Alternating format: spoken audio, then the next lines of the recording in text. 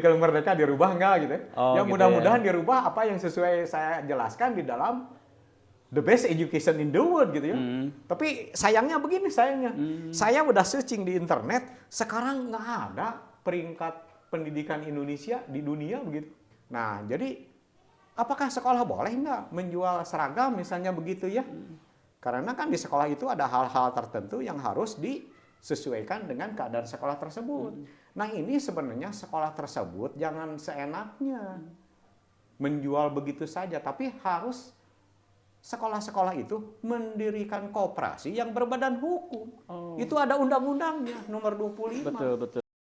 Isi news agar otakmu ragam, info selalu baru, aktual futuristik dan terkini dari lokal hingga global semua ada di sini. Di sini media siber kita selalu aktual penuh cerita. Visioner jujur independen, di sini pilihan yang keren.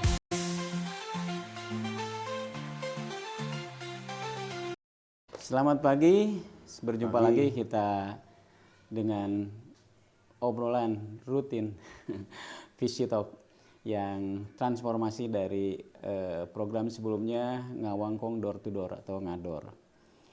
Nah, kali ini kita akan membahas topik yang sedang hangat ya, masalah pendidikan.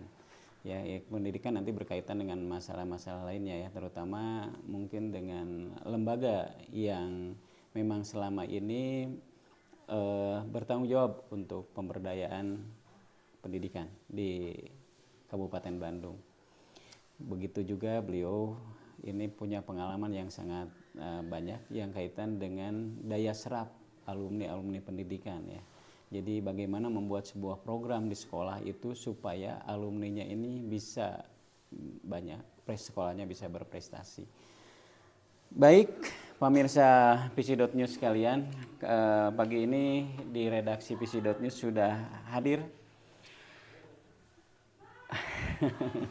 Kang Dr. Andes Haji Suhendar MMPD.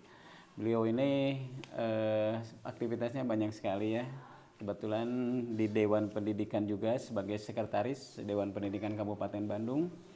Beliau juga pernah menjabat sebagai kepala sekolah SMKN 7 Bale Endah Kabupaten Bandung, di mana waktu kepemimpinan beliau ini prestasinya cukup banyak sekali ya.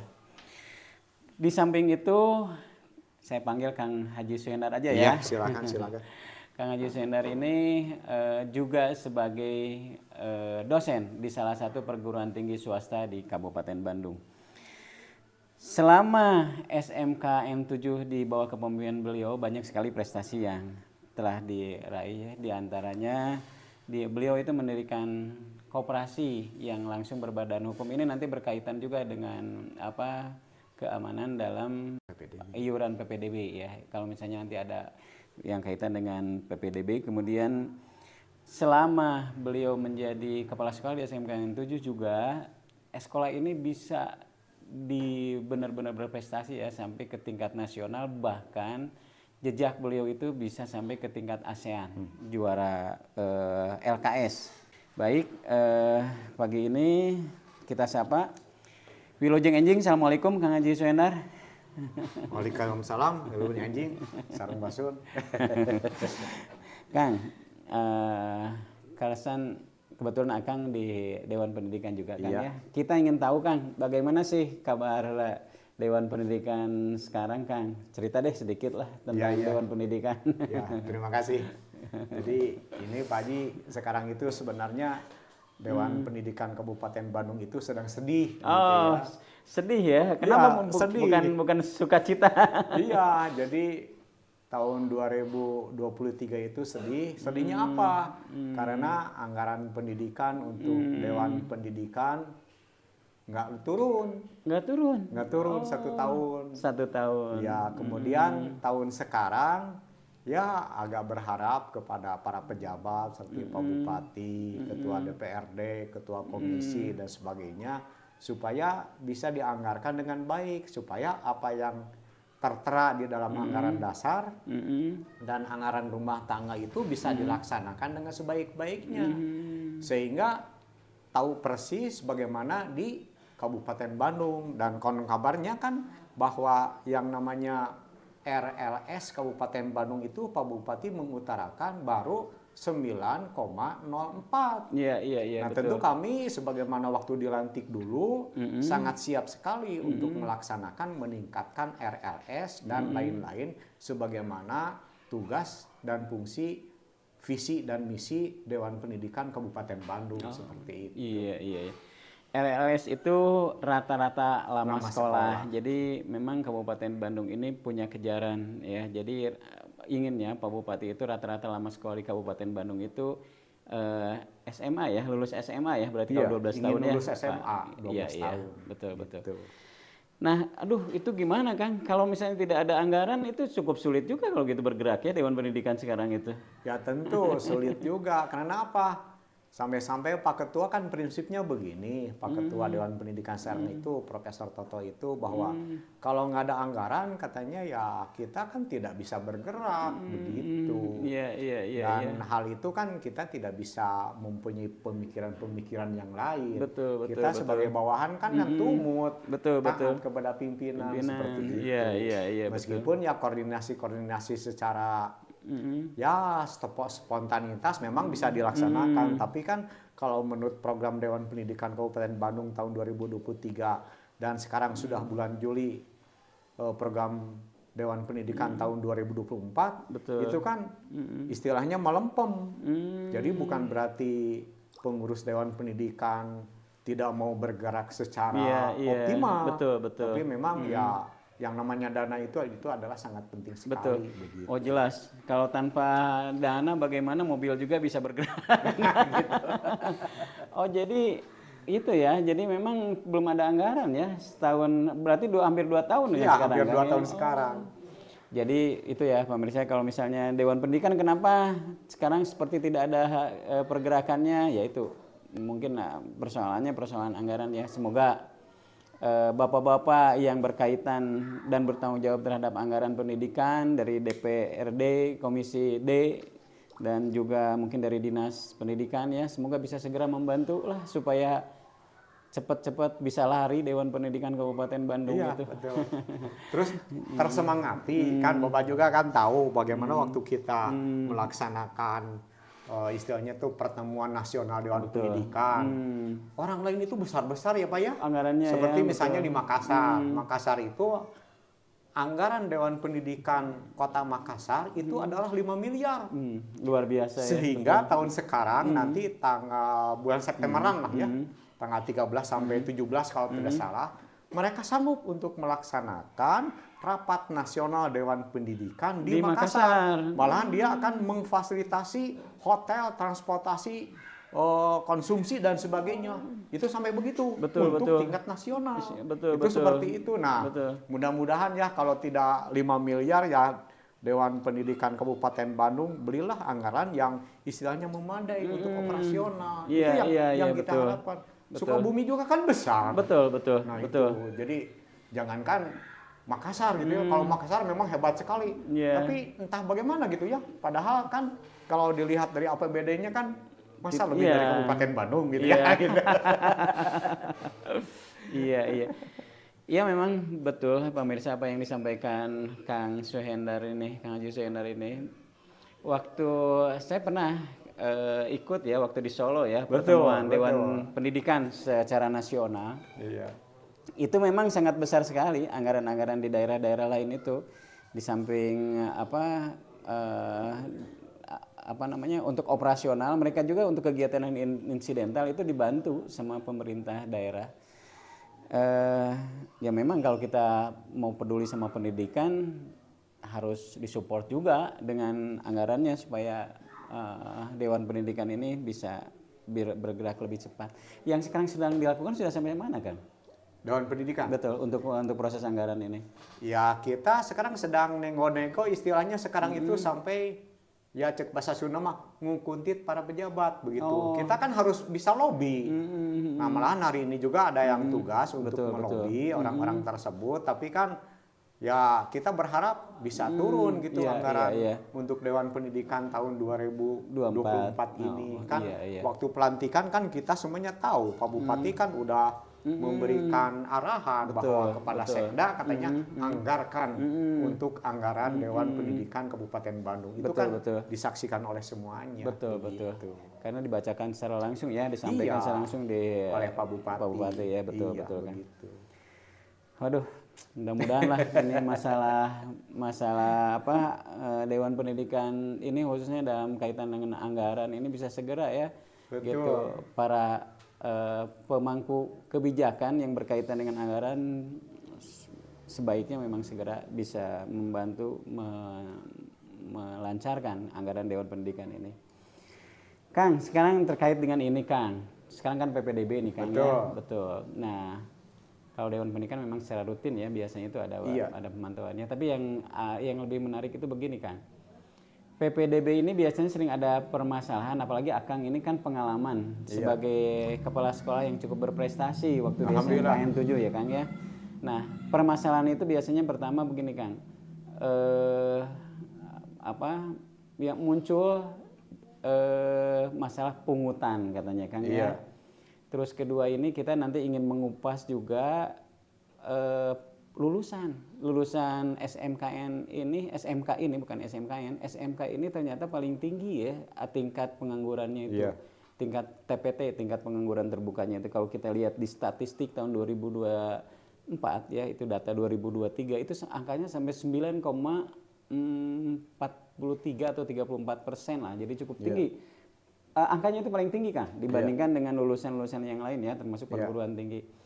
Nanti kita coba kupas Kang ya berdasarkan pengalaman Akang bagaimana sih supaya kualitas daripada lulusan ini lebih baik. Nah yang sekarang mengenai itu aja dulu Kang, mengenai masalah pungutan nih Kang, biasanya sering jadi masalah ya muncul ke permukaan. Itu sebaiknya seperti apa Kang? Nah, dari pihak sekolah yang namanya pungutan itu memang di Jawa Barat itu kan untuk negeri sudah tidak boleh memungut karena katanya untuk guru honorer sudah difasilitasi dengan istilahnya santunan dari gubernur itu sekitar 2.040.000 per guru honorer. Nah, tapi itu kan sebenarnya masih kurang. Mengapa masih kurang? Seperti pengalaman saya waktu memimpin itu, misalnya guru honorernya banyak, itu kan repot juga. Terus kan ada Permen nomor 1 tahun 2021 tentang BOS, bahwa BOS itu digunakan katanya 50% untuk guru honorer. Nah itu juga kan tidak mencapai. Akhirnya apa? Tentang pelaksanaan praktek untuk SMK. Ya praktek kan di sini ada 5 jurusan. Nah, misalnya praktek otomotif, praktek audio video, praktek untuk kearsitekan atau bangunan gitu ya. Kemudian praktek untuk yang lainnya itu ada 5, ada sepeda motor juga. Kemudian ada elektro.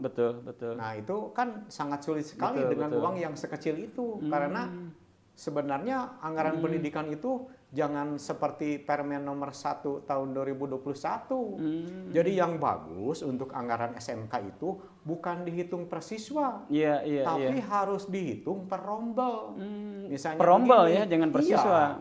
Kalau per siswa kan misalnya kalau siswanya misalnya jurusan otomotif misalnya, tapi otomotif kan banyak. Misalnya misalnya ada 10 orang untuk BOS nasional itu kan hanya 1.600.000, ada kenaikan sedikit sekarang. Nah, jadi kan tinggal dikali, itu kekurangannya besar sekali.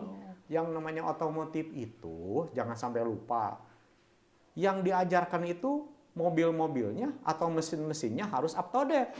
Yang dimaksud up to date itu begini, kalau sekarang misalnya Avanza sudah VVTi, sudah EV, Electronic Fuel Injection, masa kita harus mempraktekkan dengan mobil yang memakai karburator? Itu kan udah ketinggalan zaman. Inilah pemerintah salahnya menganggarkan khususnya untuk SMK. Sebenarnya di Kabupaten Bandung SD, SMP, SMA, SMK itu memang serba kurang dengan Permen itu.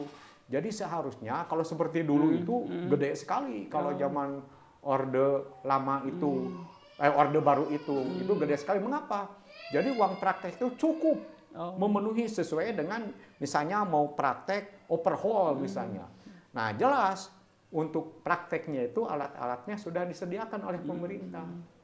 Tapi dulu mungkin sekolahnya belum banyak seperti sekarang kan, jadi anggarannya juga mungkin masih memadai ya. Sebenarnya itu bagaimana political will dari pemerintahnya itu sendiri. Iya, Jadi iya. sekarang misalnya ini anggarannya katanya besar, tapi kan untuk pendidikan sebenarnya kecil.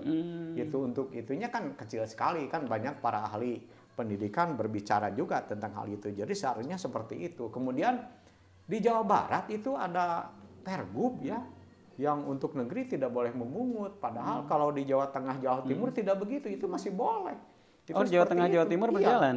masih boleh.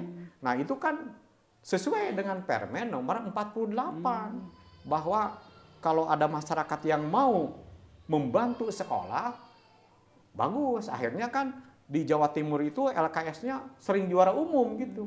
Nah Jawa Barat kan ketinggalan sekarang. Iya, Nah ini yang sangat penting sekali diperhatikan oleh orang-orang yang berkepentingan. Jadi memang keputusan-keputusan itu harus betul-betul membela rakyat begitu. Kan coba lebih dijelaskan kan. Iya. Kan kalau aturan itu pasti sama ya kalau dari pusat itu untuk Jawa Barat, Jawa Tengah maupun Jawa Timur. Iya. Tapi tadi di Jawa Timur itu bisa melakukan itu tanpa menjadi masalah gitu ya. Betul. Sementara kalau di Jawa Barat itu kalau penguatan-penguatan itu muncul kan begitu hangat. Iya. Mungkin bisa didetilkan kan, dijelaskan. Seperti Sebenarnya apa? memang ini sebenarnya tugas Dewan Pendidikan untuk menjelaskan bagaimana Permen nomor 48 Betul. tentang bahwa sumbangan dari masyarakat itu boleh dipungut begitu ya. Nah, sebenarnya untuk para kepala sekolah yang ada di Provinsi Jawa Barat itu sebenarnya bisa itu diajukan ke Mahkamah Konstitusi ya. Jadi ini bertabrakan Pergub itu dengan Permen ya, nomor 48. betul. Iya, iya. Jawa Tengah, Jawa Timur kan bisa berlaku. Memang ya tugas dari Dewan Pendidikan itu harus bisa menjelaskan kepada masyarakat tentang Permen nomor 75.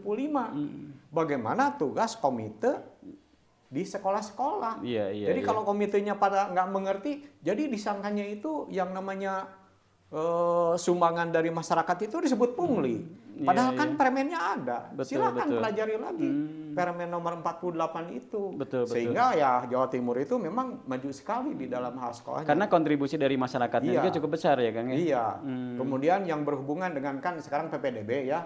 Nah, kalau saya pengalaman dulu waktu di Kabupaten Bandung, memang waktu itu Pak Dr. Johanang itu sambil mengundang semua aparat yang berkepentingan, misalnya seperti ombudsman, seperti KPK, seperti cyber dan sebagainya itu diundang.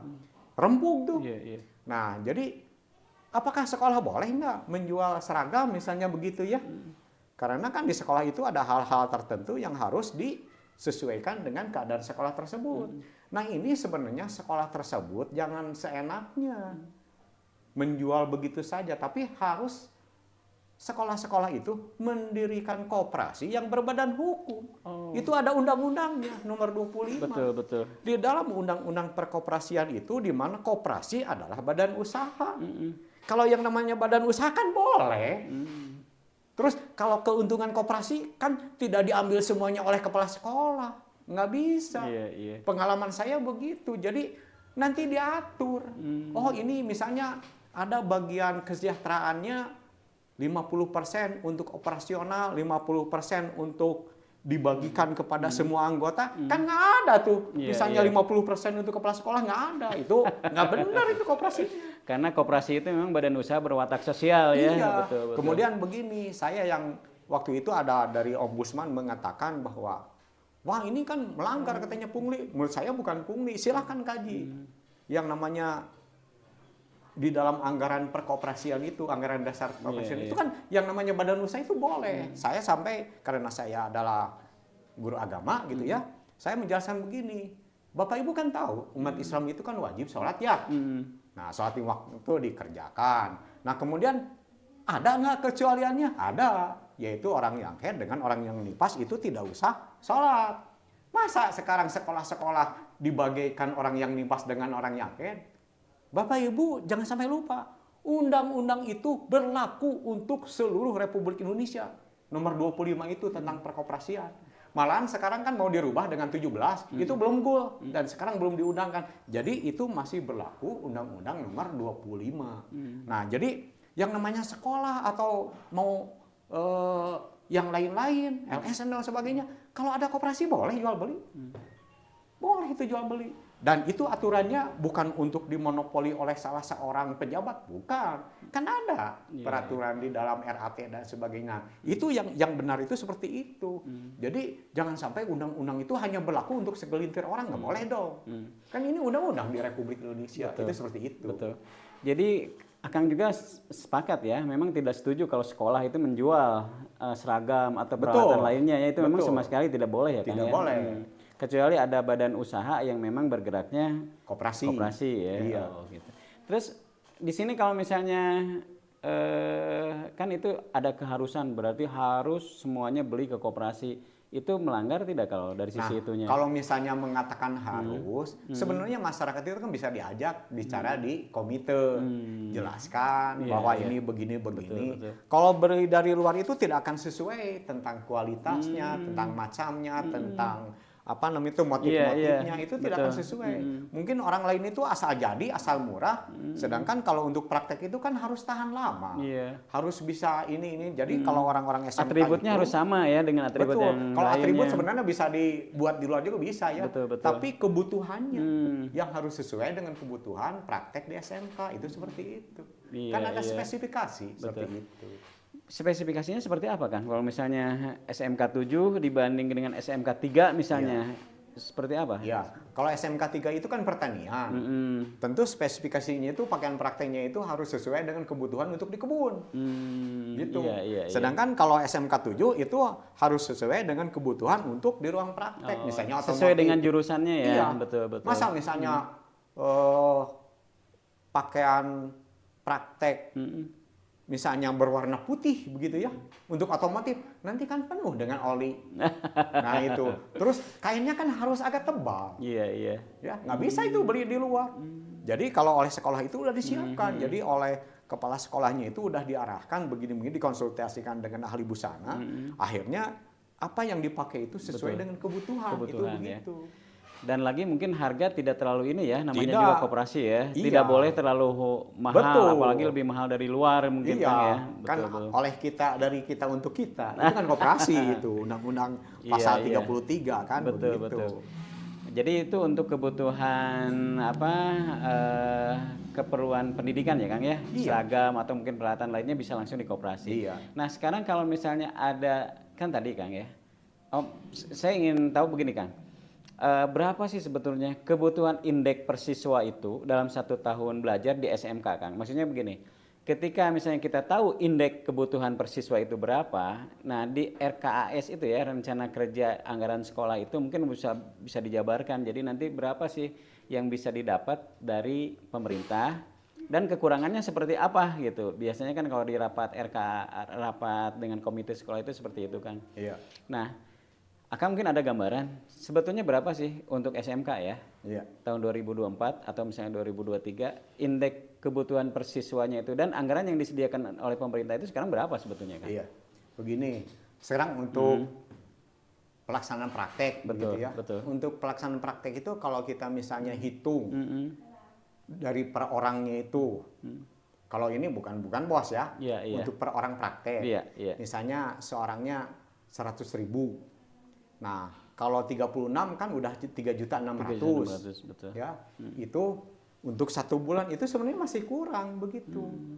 Nah, makanya kalau dari bos itu hanya 1.600.000 per tahun, itu kan jauh sekali. Kalau saya hitung misalnya 1 orang per bulan 3.600.000, itu berarti kan 1 bulan itu 36 kali 12. Misalnya 4 aja gitu ya. Betul. Kalau 4 kali 12 itu kan 48. Iya. Ya sekitar 50 jutaan gitu kan ya. Ya kan kalau 3 juta Iya. kali 10 kan 30. Betul. Misalnya itu per orang sekian. Mm-mm. Nah 50 jutaan. Itu kan bisa prakteknya secara maksimal. Itu ada pengalaman di Australia. Itu begini. Iya. Jadi kalau di Australia, di Thailand, itu kan Australia itu termasuk the best 10 education in the world. Australia itu peringkat ke-8.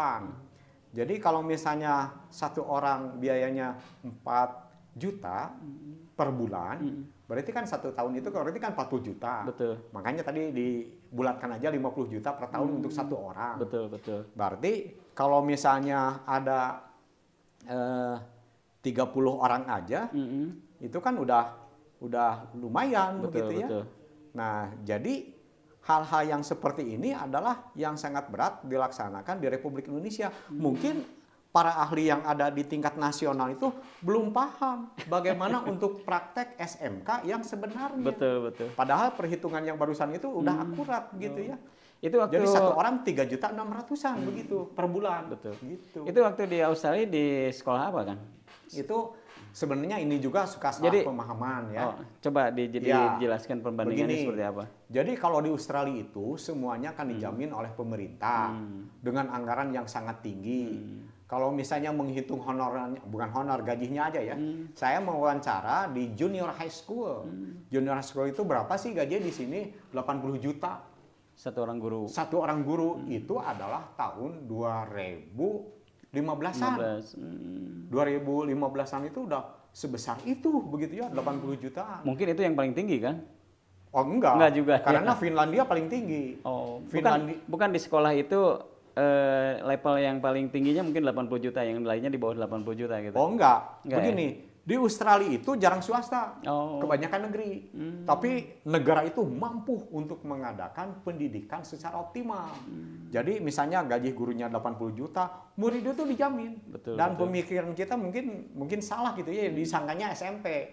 Junior high school itu disangkanya SMP. Kalau saya mengatakannya itu adalah STM, Sekolah Teknik Menengah Pertama. Iya. Gitu. Di dulu kan dikira ada STN. Ada, ya. betul. Nah, itu sebenarnya STN itu. Jadi yang namanya junior high school di sana itu ada.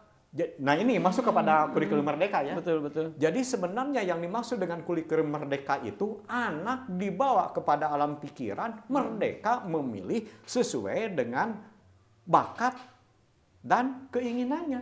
Jadi di Australia itu udah diarahkan. Dari semenjak SMP. usia SMP ya. Dari SMP, dari junior high school itu. Jadi ditanya, "Nah, mau milih apa? Mau jurusan otomotif? Mau jurusan elektro? Mau kesenian?" Itu ada. Sekolahnya itu adalah sekitar 50 hektar. Waduh. Junior high school itu. Jadi di sekolah itu ada seperti pabrik-pabrik. Iya. Ya memang saya kan masuk ke sana.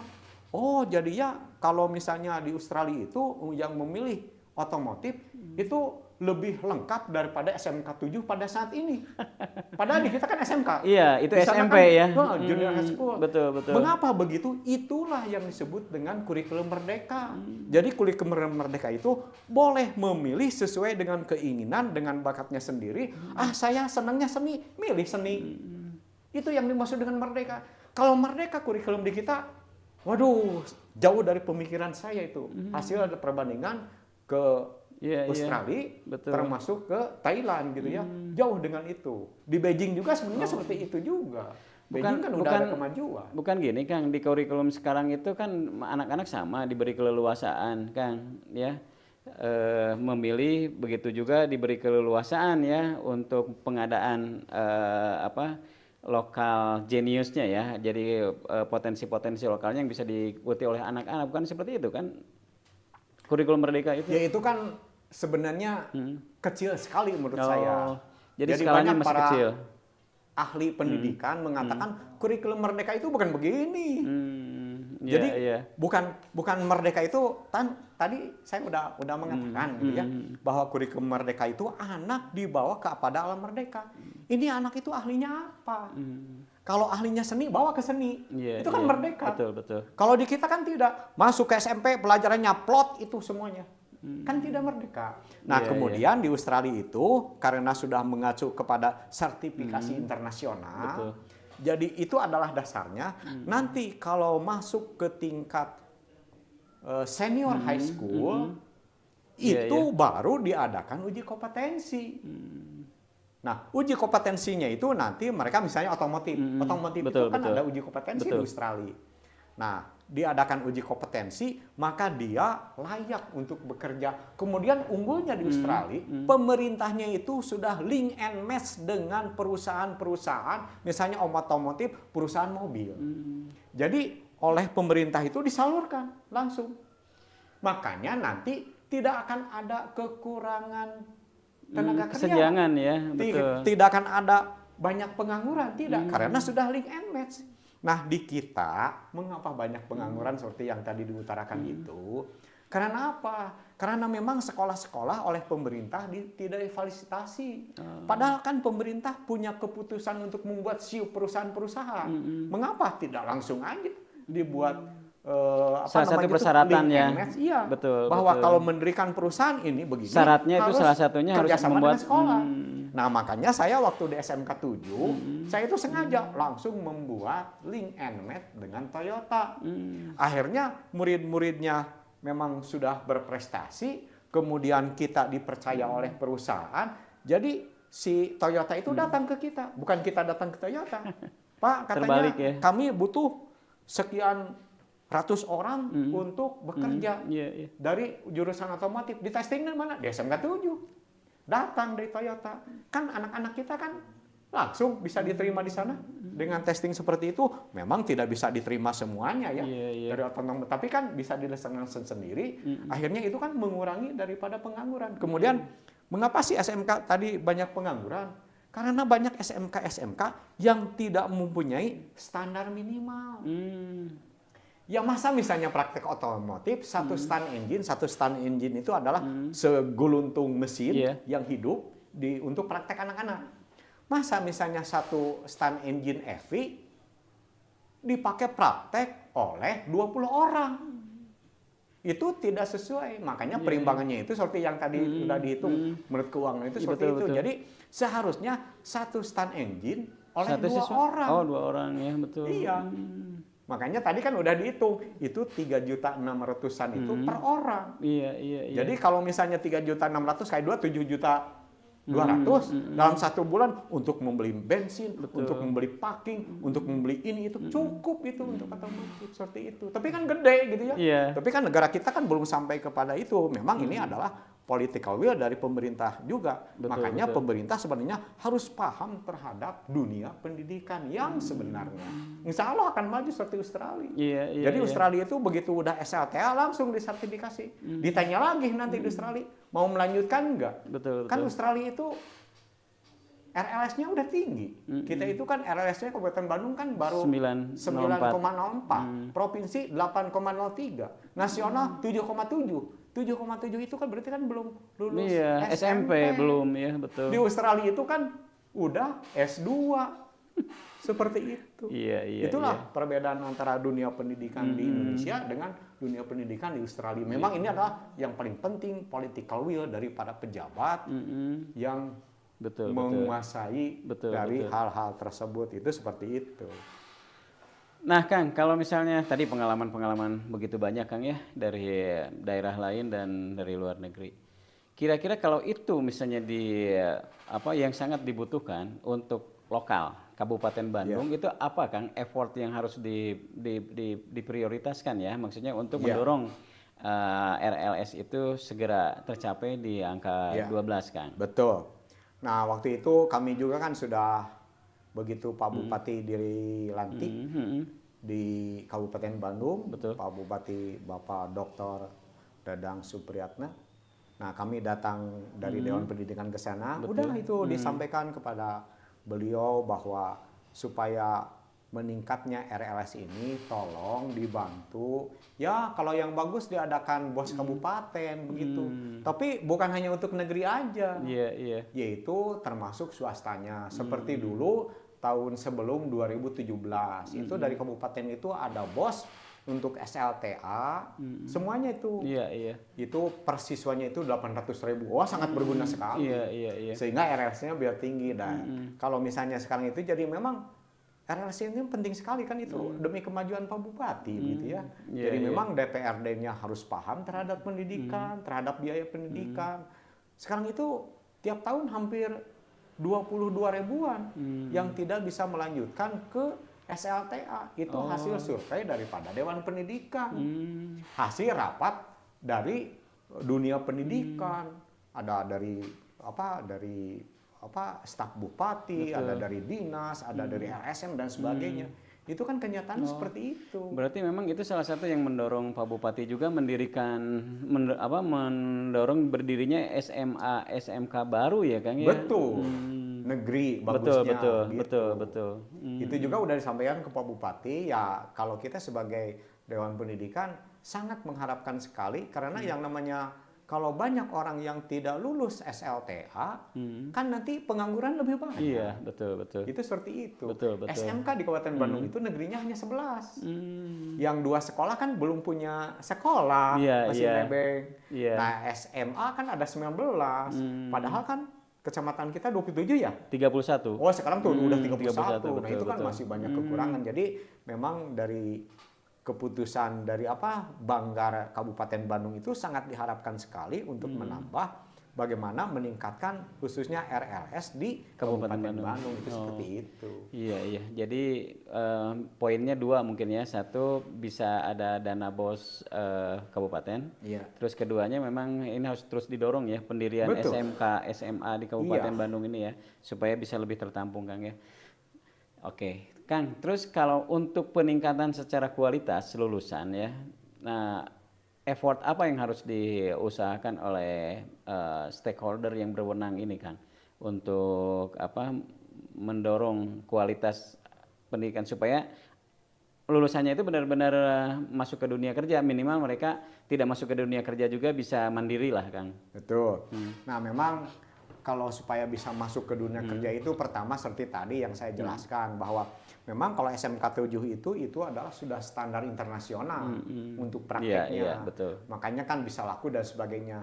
Ini nih SMK itu jangan sampai lupa di Kabupaten Bandung itu ada 154 SMK. Negerinya hanya 11. Oh. Nah, yang 143 ya dikurang 154 dikurangi 11 ya. 9%-an berarti yang negerinya ya Kang ya. Nah, itu standarnya harus sama dengan standar minimal.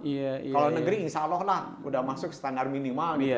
Tapi kan kalau swasta kita bisa hanya memilih hanya sekolah-sekolah tertentu yang punya kualitas tinggi. Memang laku juga. Nah, betul. SMK yang belum punya kualitas yang sesuai dengan standar minimal. Nah, itu harus menyesuaikan. Nah, ini yang harus dibantu oleh pemerintah sehingga nanti kualitasnya itu bisa sama, bisa mencapai standar minimal. Betul. Ya kan? Jadi yang namanya sertifikat kompetensi itu istilahnya betul-betul qualified begitu ya.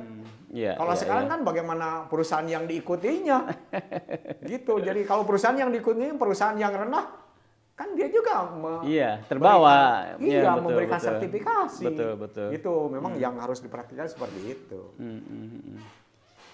Iya, menarik sekali nih obrolan sama Kang Haji Sohendar ini. Kang. Tapi entah nih kurikulum Merdeka dirubah nggak gitu. Ya mudah-mudahan dirubah apa yang sesuai saya jelaskan di dalam the best education in the world gitu ya. Tapi sayangnya begini saya udah searching di internet, sekarang nggak ada peringkat pendidikan Indonesia di dunia begitu. Oh, kan biasanya rutin ada ya? Itu, iya, kalau dulu ada. Betul. Zaman SBY itu sampai ke 96. Iya. Jadi zaman Soeharto zaman Soeharto itu 112. Nah, zaman SBY bisa meningkat jadi 96. Iya. Nah, betul. sekarang saya searching kata staf ahli menteri katanya begini, wah menteri sekarang itu katanya tidak memperhitungkan masalah peringkat pendidikan di dunia. Saya kaget juga gitu ya. Ini bisa membandingkan bagaimana dengan luar negeri. Akhirnya ya beginilah. Kang, sebagai closing, apa yang mau Akang sampaikan? Silahkan. Yang kaitan dengan pendidikan, Kang. Nah, yang berkaitan dengan pendidikan, ya pertama cobalah pemerintah itu mempunyai pemimpin di Departemen Pendidikan itu yang profesional. Jadi jangan dilihat dengan hal-hal yang lain, tapi yang paling penting profesional yang tahu bagaimana ruh pendidikan. Insya Allah kalau tahu tentang ruh pendidikan seperti di Australia dan sebagainya, itu betul-betul maju. Iya, iya. Kemudian juga rakyatnya harus diperhatikan masalah-masalah finansialnya. Seperti kalau di Finlandia itu gajinya udah 100 juta untuk gurunya. Kemudian murid-muridnya di samping diberi makan gratis di sekolah, diberi lagi uang saku. Karena di Finlandia itu gratis pendidikan, gratis kesehatan, dan banyak yang lain-lainnya yang gratis. Termasuk itu Finlandia itu adalah masuknya negara the best happiness, Ya. negara yang terbaik Ya, bahagianya. betul gitu. betul. Angka kebahagiaannya Iya, ya. angka Betul, kebahagiaannya betul, itu kan betul. nomor 1 di Betul, Finlandia betul. itu. Jadi kita jangan membandingkan, oh Finlandia itu negaranya kecil. Loh, negara kita juga besar kan, banyak Iya, kekayaannya. iya. Masa sampai ada berita katanya 300 triliun ini dari apa? Dari timah katanya. Ah, entah apa, atau nggak tahu lah. Iya, iya, iya. Ya, baik. Obrolan yang sangat menarik sekali ya, apa yang disampaikan oleh Kang Haji Soyandar ini. Mudah-mudahan apa yang disampaikan oleh beliau ini bisa menjadi bahan-bahan masukan dan bisa diambil sebuah kebijakan yang memang bisa mendorong ke arah itu. Ya. Ada lagi Kang yang mau disampaikan? Ada, Silakan. yaitu yang berhubungan dengan kurikulum merdeka. Jadi mohon nanti kepada pemerintahan yang baru mengangkat orang yang profesional, termasuk harus studi banding kepada negara the best education in the world. Kita mau mengacu kemana lagi? Betul, betul. Ya, kalau tidak mengacu kepada the best education in the world. Insya Allah, saya sudah datang ke Australia, sudah ke Thailand. Thailand itu mengacunya ke Australia. Ke Australia ya. Malahan Beijing juga melatih guru-gurunya di Australia. Oh. Itu seperti itu. Betul, betul, betul. Nah, ini yang tahu. Terus nanti anggaran pendidikannya, ya tolonglah anggaran pendidikannya yang bagus gitu ya, yang sesuai dengan kebutuhan di dunia pendidikan. Untuk gurunya, Betul, untuk betul. murid-muridnya, Betul. untuk fasilitasnya. Ini sangat penting sekali. Jadi memang Australia bisa maju termasuk the best 10 education in the world karena memang pemerintahnya betul-betul konsen terhadap pendidikan. Jangan lupa, pendidikan itu adalah suatu modal, aset yang sangat berharga untuk masa yang akan datang. betul, betul. Kalau dunia pendidikannya rendah, astagfirullahaladzim, nanti kita harus bagaimana? Iya. Dunia pendidikan Kalau yang tidak akan mau datang. berinvestasi ya di bidang pendidikan ya, betul. Itu investasi itu di Betul, pendidikan yang betul. harus diperhatikan, itu seperti itu. Iya, iya, iya. Iya. Iya, oke. Bada Edi? Udah, terima kasih aja. Ah. Mudah-mudahan apa yang tadi dibicarakan oleh stakeholder bisa dilaksanakan sebaik-baiknya. Betul, betul. Saya bicara seperti ini hasil pengalaman, termasuk juga istilahnya study experience. Betul. Jadi ini adalah hasil belajar daripada pengalaman saya Betul, sendiri. betul. Terima kasih. Betul. Iya, baik. Terima kasih sekali Kang atas Sama-sama. masukan-masukannya yang sangat berharga sekali. Kita cukup sekian. Billahi taufiq wal hidayah. Assalamualaikum warahmatullahi wabarakatuh. Waalaikumsalam Nuhun, Kang. warahmatullahi wabarakatuh. Ya. Ya.